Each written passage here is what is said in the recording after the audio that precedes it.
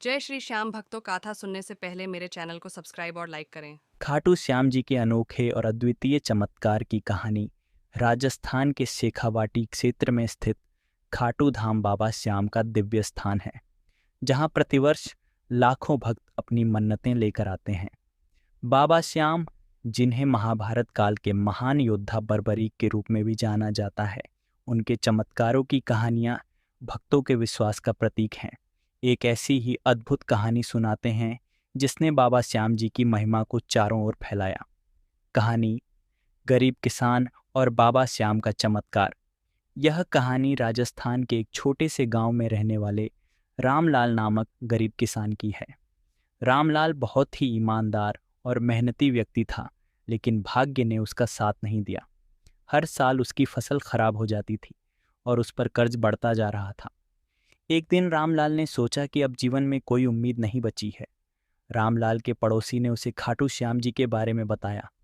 उसने कहा, रामलाल, बाबा श्याम जी हारे का सहारा हैं। सच्चे मन से उन्हें पुकारो, वे तुम्हारे सारे दुख दूर कर देंगे।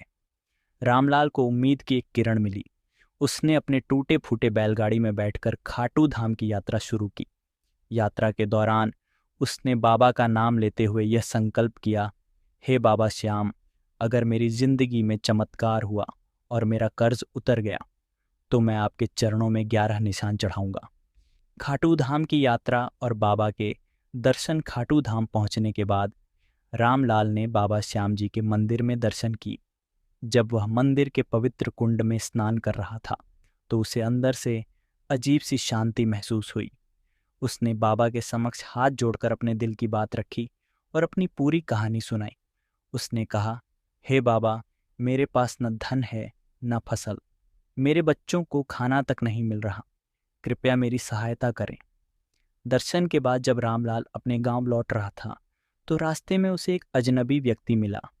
वह व्यक्ति रामलाल से बोला, तुम्हारे खेत में मेहनत की कमी नहीं है, तुम इस बार फसल के लिए मेरे बताए तरीके से काम करो, बाबा श्याम तुम्हारे साथ हैं।